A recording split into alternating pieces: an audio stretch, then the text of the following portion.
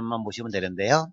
자, 1번 부동산학의 의에서 보시게 되면 거기 가운데 박스 보시면 자, 우리나라에서 부동산학을 처음 이제 완성하신 분이 김영진 교수라고 하는 분인데요. 이제 그분의 정의를 주로 이용하는 건데 거기 보면 박스에 부동산 활동의 능률 및 그 응용 기술을 개척하는 종합응용과학이다 이렇게 써 있죠. 박스. 네, 그럼 거기 나오는 얘기 이렇게 쭉 나열된 것은 보지 마시고요. 그냥 그 뒤에 있는 거 부동산학은 종합과학이고 응용과학이다. 거기만 보시면 됩니다.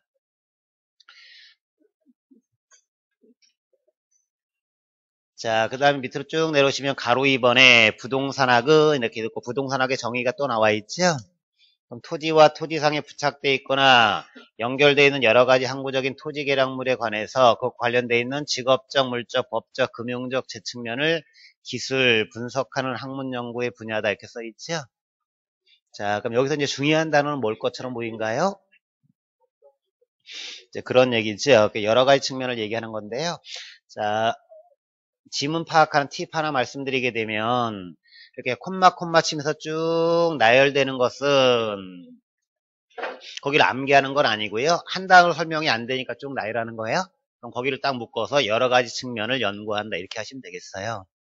그럼 이제 앞에 박스에 나왔던 종합과학이다라는 표현을 쭉 풀어놓은 거죠.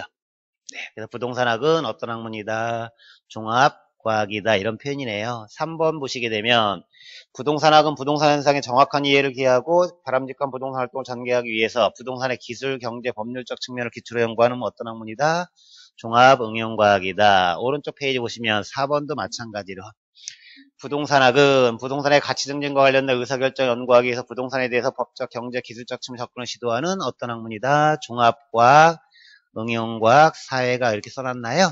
이렇게 결국 모든 학자들이 다 당신들이 하고 싶은 얘기 앞에다 쭉 나열한 다음에 그 뒤는 끝맺음이 뭐예요? 종합, 응용과학. 그 개념만 잡아주시면 됩니다.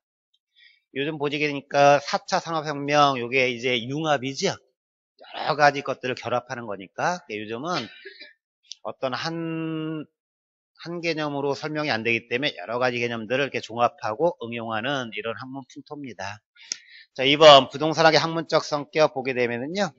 3번하고 5번 같이 묶으시면 종합과학이고 응용과학이고 그럼 1번 다시 오시게 되면 부동산학은 부동산 관련된 자연현상을 다룰까요? 아니면 사회현상 다룰까요? 사회현상 다루는 거니까 사회과학이다 이런 얘기고요. 자, 2번 부동산학은 부동산과 관련된 경험들도 중요하죠. 경험과학이다 이렇게 얘기하는 거고요. 4번 지문은 부동산은 사유재이지만 모든 국민들의 생활 토대이다 보니까 부동산 활동하는 데 있어서 규범이 필요할 수 있다. 뭐 이런 얘기 하는 거고요. 넘어갑니다. 22페이지 3번 부동산학이 종합과학이다란 말을 강조하기 위해서 부동산의 개념 얘기할 때 복합 개념 이렇게 얘기하는 거예요. 그럼 하단부에 박스를 봐주시면 복합 개념에서는 거기 박스에서 맨 오른쪽 보시죠.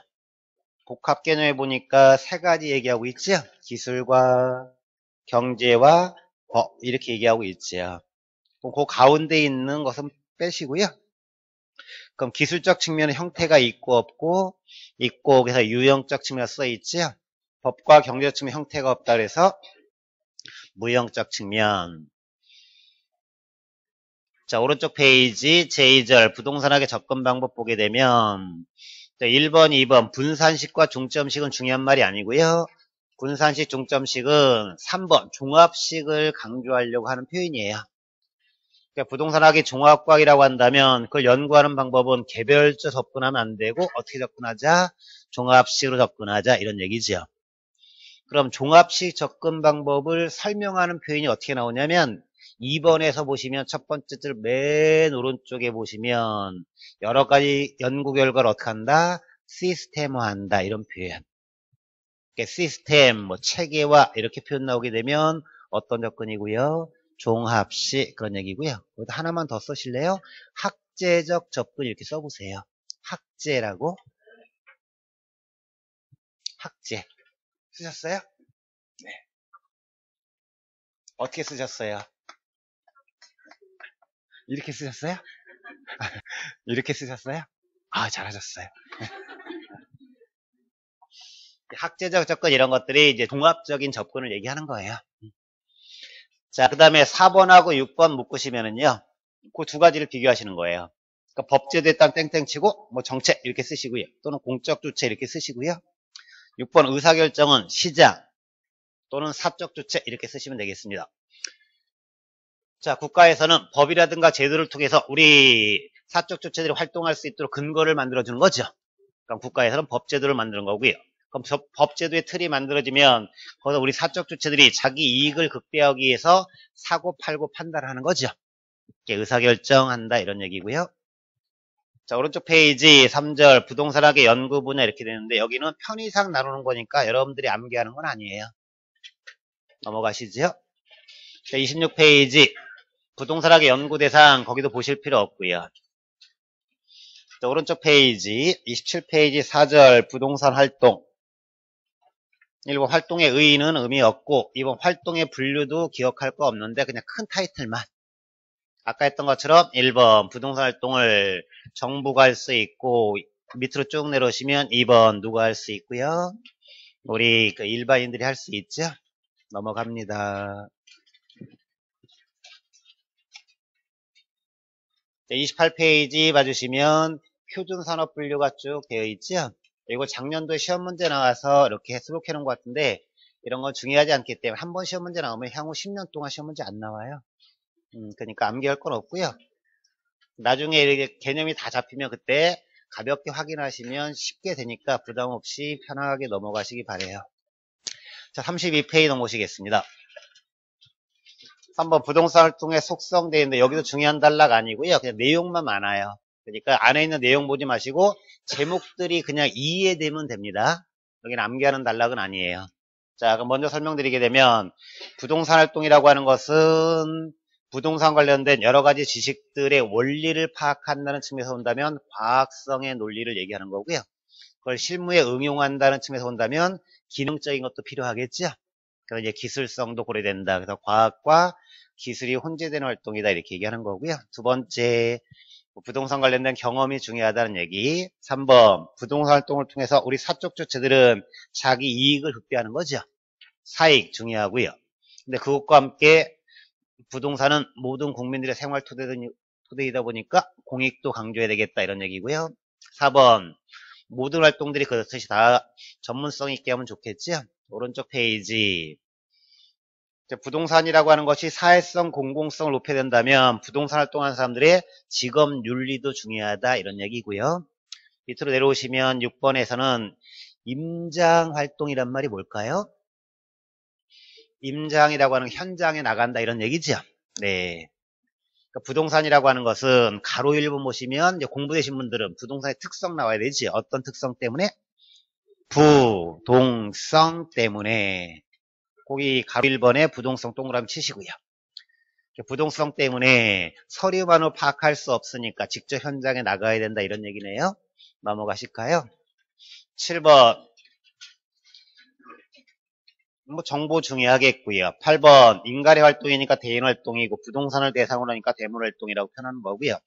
자, 9번 부동산 활동할 때는 현재만 생각한다. 미래까지 고려한다. 미래까지 고려한다. 장기라고 하는 말 동그라미 치시고 그리고 공부되신 분들은 가로 2번에 장기, 미래 이렇게 나오면 어떤 특성? 영속성 이렇게 보시면 되겠고요.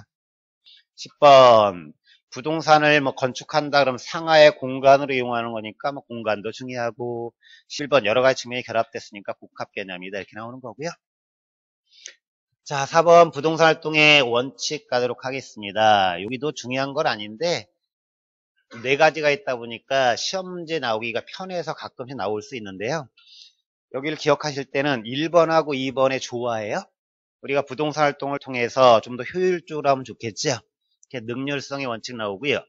근데 너무 능률만 강조하다 보면 거래 사고 같은 문제가 생길 수도 있나요? 그래서 능률과 함께 뭣도 고려하자, 안전성도 고려하자. 이렇게 두 가지 조화하시고요. 3번은 모든 경제활동들은 노력 적게 하고 많은 대가를 얻으면 좋겠죠? 그런 논리를 경제성이라고 그래요. 경제성은 최소 비용으로 최대 효과를 올린다 이런 얘기고요. 자, 4번 뭐 공익 강조니까 공정성도 고려해야 되겠다 그런 얘기고요. 자, 5번 부동산학의 지도 이념 되어 있는데요. 자, 부동산학뿐만 아니라 모든 사회학의 이념은 크게 효율과 형평으로 얘기할 수 있어요. 자, 인간의 욕구는 무한한데 그걸 채워줄 수 있는 재화는 많고 적고 그 재화가 유한하니까 그걸 어떻게 이용하자? 효율적으로 이용하자 그런 얘기고요. 그럼 효율적으로 이용했는데 그 혜택을 소수만 독점한다 그럼 공정한 건 아니죠. 그럼 이제 공정하게 분배해야 되겠다는 측면에서 형평성의 논리가 나오는 거예요. 자, 그러면 효율과 형평 중에서 우리 사적 주체들은 효율을 강조할까요? 아니면 형평을 강조할까요? 그렇죠. 내가 결국 부동산 활동의 목적은 수익을 얻고 싶은 거죠. 효율성이 강조되겠죠. 그럼 시장에서는 효율성이 강조되는데 그렇게 되면 저소득층들은 이렇게 시장에서 소외될 수도 있다는 얘기인가요? 그럼 국가 개입해서 뭣도 높일 필요가 있다, 형평성 높일 필요가 있다 그런 얘기네요. 그래서 1번 효율성의 원리에서 가로 3번 보시면 민간 부분에서 본다면 뭐가 더 중시될 거고 효율성이 중시될 거고 이런 얘기고, 그리고 2번 형평성의 원리 보면 가로 2번 보시게 되면 공공에서는 뭐가 더 중시된다? 형평성이 더 중시된다 이렇게 써 있나요? 근데 그건 그렇게 기억하면 안 돼요. 이거는 표현이 너무 과하게 나간 거고요. 효율성에서 민간 입장에서 본다면 당연히 효율성이 중시되는 건 맞죠. 근데 이제 형평성에서는 국가는 뭣도 높이고 효율성도 높이고 형평성도 높여야 되겠다 이렇게 얘기하는 거지, 뭐보다는 뭐가 더 중요하다 이렇게 나오면 안 돼요. 네, 민간에서는 그렇게 얘기하는 건 맞을 것 같고요.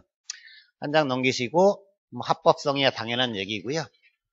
그 밑에 더보기는 보실 필요가 없습니다.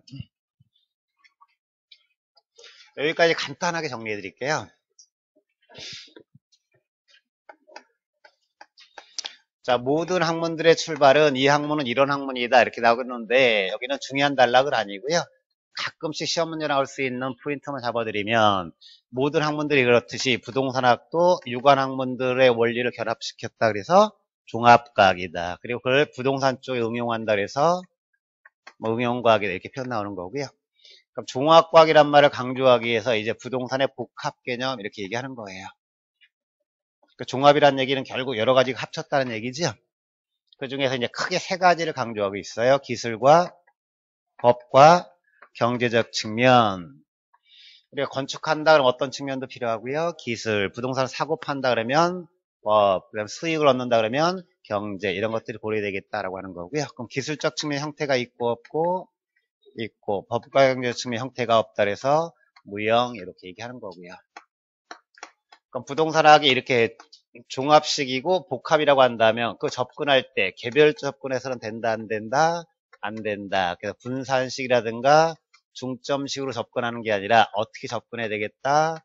종합식으로 접근해야 되겠다. 이걸 강조하고 싶은 거예요. 자, 그리고 법 제도적 접근 방법과 비교되는 말은 의사결정적 접근 방법 이렇게 나오는 거예요.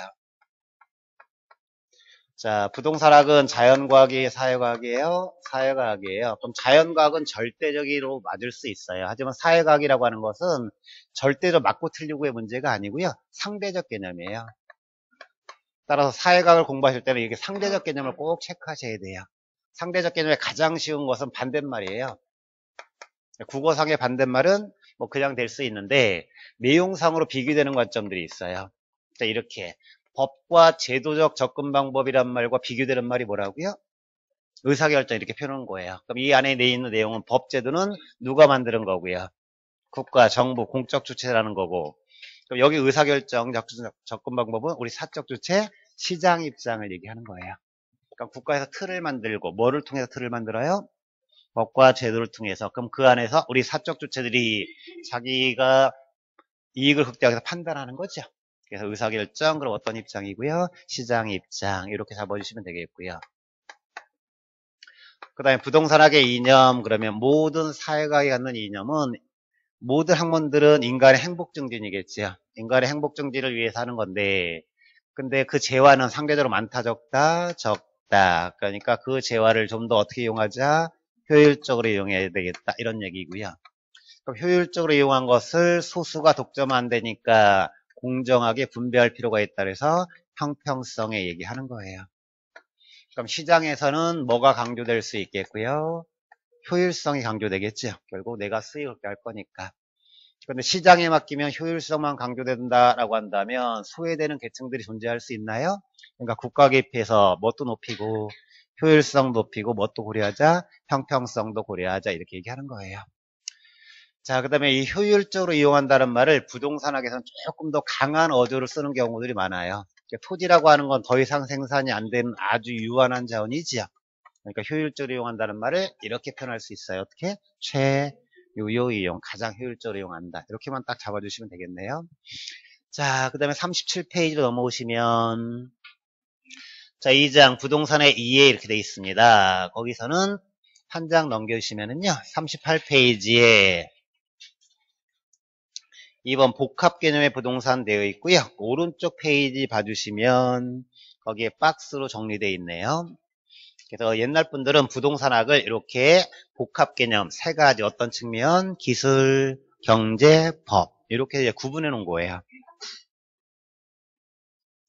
자, 기술적 측면은 조금 있다 하고요. 먼저 경제적 측면은 상식으로 되니까 확인해 볼까요? 자, 부동산은 자산이다, 자본이다 이런 식으로 이해한다면 기술, 법, 경제적 측면에서 어떤 측면? 경제적 측면인 건 상식으로 보일 수 있을까요? 네, 그러니까 그건 암기하는 건 아니에요. 그럼 이제 암기는 법적 측면을 암기하시는 거예요. 한 장 넘겨주시면 2장 많이 넘어가야 되겠네요. 일단 어디부터 쭉 보시면 되냐면 46페이지. 자, 여기서부터는 중요하니까 설명 좀 쭉 드리도록 하겠습니다. 자, 그럼 부동산학이라는 이 학문은 그 대상이 뭐고요? 부동산입니다. 뭐가 아니고요? 동산이 아니고. 그러니까 항상 사회학을 공부하실 때는 이렇게 상대적 개념을 자꾸만 간파하시기 바랍니다. 그러면 부동산학의 대상은 부동산이니까 부동산이 뭐다라고 하는 개념 설정 나오겠죠? 그럼 부동산의 개념이 나오게 될 때는 가장 먼저 들어올 말은 다양한 측면이라고 하는 표현이에요. 그거를 복합 개념 이렇게 해서 유형은 뭐가 있고요. 무형적 측면은 법과 경제적 측면이 있는 거죠. 자, 그럼 시험 문제 나올 때 부동산의 개념 문제가 나오게 될 때 기술적 개념이다 그럼 아니면은요. 이렇게 비교됐다는 거예요. 이렇게 비교된 건 공부 안 하면 뭐 얘기하는지 모르는 거죠. 그러니까 이렇게 내용상으로 비교된 것은 꼭 숙지를 하셔야 돼요. 그래서 지금 뭐 물어보고 있어요? 부동산의 개념, 기술적 개념, 그럼 아니면은요. 그렇죠. 그럴 때 부동산은 자산, 자본 이렇게 볼 때는 법적 개념이다. 그럼 OX. 어떤 개념이에요? 경제적 개념인 거니까. 네. 이건 상식으로 될 거니까 됐고요. 법적 측면은 법에서 어떻게 명시하고 있는지 알아야지 내가 풀 수 있죠. 그러니까 여기는 꼭 기억을 하시는 거예요. 그럼 법적 측면을 찾아보면 부동산의 개념을 두 가지로 볼 수 있는데 하나는 좁은 의미라고 하는 개념과 하나는 넓은 의미라고 하는 개념이에요. 그러니까 좁은 의미의 부동산은 민법에서 명시하고 있는 거예요. 민법 99조 1항에 보면 부동산은 토지와 그 정착물로 한다 이렇게 명시하고 있어요. 자, 그럼 이런 학문들을 만들어내는 사람들의 생각을 읽어내시면 생각을 읽어내게 되면 나중에는 그 사람들과 생각이 비슷해질 거예요. 자, 그럴 때 보세요. 물건은 움직일 수 있는 물건 무엇이 있고요? 동산, 움직일 수 없는 물건 부동산이 있는데 종류가 이렇게 딱 두 개 나오면 두 개를 암기하는 게 아니에요. 하나만 정확하게 잡아주면 나머지는 반대가 되는 거죠. 네. 그러면 이걸 정의한 사람들은 물건을 동산은 뭐다, 부동산은 뭐다 이렇게 정의하지 않아요. 부동산은 뭘로 하고 토지와 그 정착물로 하고 그럼 동산은 뭐다? 그 이외의 것이다 이렇게 얘기하는 거죠. 그러니까 부동산은 뭐고요? 토지와 그 정착물. 나머지는 뭐다? 동산이다. 이런 정의인 거예요. 자, 그럼 이제 토지와 그 정착물 생각해 보면 자, 요 단어 개념 좀 보게 되면 이 정착물이라고 하는 건 그랬으니까 어디에 정착된 거예요? 토지에 정착된 거죠. 그러니까 이 표현의 의미는 인간의 손이 닿기 이전에 존재하는 태고의 부동산은 토지가 있었다는 거예요. 그럼 토지에다가 우리가 건축자재 이렇게 결합해서 건물 같은 거 만드나요? 그럼 토지에 이렇게 정착된 물건 여기까지가 뭐라고요? 부동산, 협의광의, 협의 입장에서 그런 얘기죠. 그럼 이 정착물의 대표적인 거 뭐 생각하면 될까요? 건물 같은 거 생각하면 되는 거예요. 근데 건물이 처음부터 있었던 것은 아니고 어디에 결합된 거예요? 토지에 결합된 거죠. 그러니까 부동산은 뭘로 한다? 토지와 그 정착물로 한다. 그 이외의 것은 뭘로 한다? 동산이다. 그런 얘기고요. 그럼 광해부동산은 뭐는 포함하고 협의는 포함하고 부동산에 준해서 볼 수 있는 거 준부동산 이렇게 얘기를 합니다. 자, 그럼 토지와 정착물과 준부동산에 대해서 정리 좀 해드리겠습니다. 여기 넘어가기 전에요. 일단 협의의 개념과 광의의 개념은 경제적 개념이다. 이렇게 나오면 OX. 이거 어떤 개념이라고요? 법적 개념이에요. 다시 한번 토지와 그 정착물과 준부동산은 경제적 개념이다. 자, 지금 뭐 물어보고 있죠? 부동산의